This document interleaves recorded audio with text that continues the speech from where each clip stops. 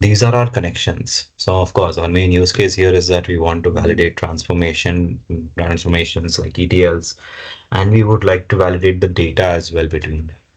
So the first thing we need to do is define our connection to them. That's what we do right here.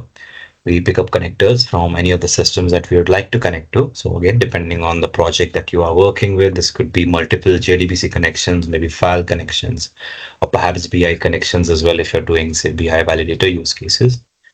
The connections themselves are pretty straightforward. JDBC connections require PPK files or username, password, credentials, and so on.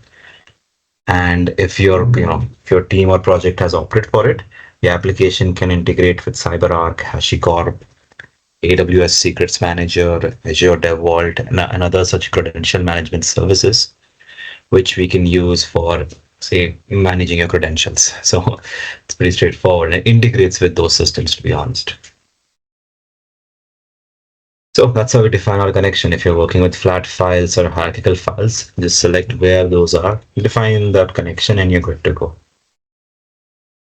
Now, one of the key aspects that we want to clarify here is that for the application, all of these sources are treated exactly the same. Meaning that if you create a test case for a Snowflake table, that exact same process can be applied to a CSV file, to a Databricks table, to a Salesforce object, to an XML file, and everything in between. So that's one of the key aspects of the product that we need to work with. It's basically all the same with any data set. So in my examples, if you see me use Snowflake, again, the same process can occur in SQL Server, Salesforce, any of the data sources that we're working with. So, for further questions, feel free to reach contact@datagaps.com. Request a free demo. Scan the QR code below. Thank you.